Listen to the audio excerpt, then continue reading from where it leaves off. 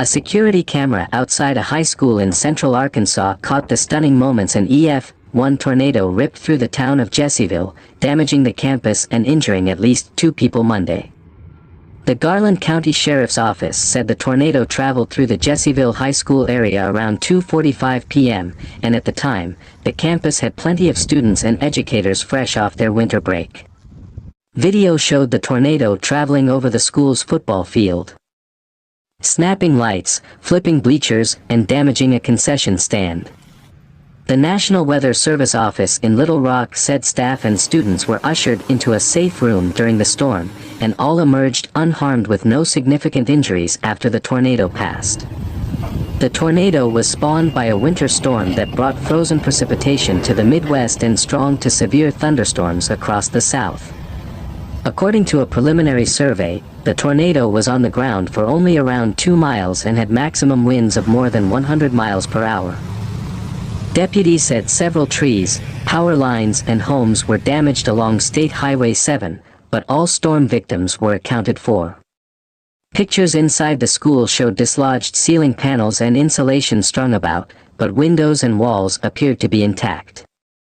The school district canceled classes on Tuesday and said students would be taught through alternative methods of instruction through the end of the week. The twister was one of at least 14 reported in more than half a dozen states during the early January outbreak. Severe weather in the southeast is not unusual during the winter months, as the region is usually where warm and cold air clashes happen until the jet stream lifts further north later in the year.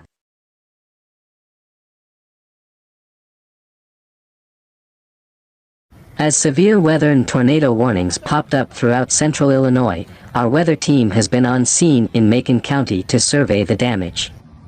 After spotting a tornado near Moroa earlier today, Jacob Dickey drove through the Moroa area on US 51 with the storm tracker, seeing damage and debris scattered on the road and in the nearby fields. Our team is reporting live and from the scene and spoke with Justin Root, administrative assistant to the coordinator for Macon County Emergency Services. Root said the main concern is the northwestern side of Macon County near Moroa, and confirmed one silo is down on US 51 and Washington Street. No injuries reported at this time. Root is strongly advising people to take shelter in place and not to travel in the area. The Macon County Sheriff is out at the silo and has IDOT coming to clean it up. Emergency services are also on the scene. We had a very strong storm system, very amplified jet stream. Now that is common for this time of year during the winter. What's not common in January is to have 65-degree temperatures, dew points pushing up to 60 degrees, and very warm and humid out there across central Illinois. And with very cold upper-level temperatures, I'm talking as you head into the mid-levels of the atmosphere up where our commercial airliners fly, we have bitterly cold temperatures. Forecast models on Tuesday morning showed surface winds out of the southwest across central Illinois.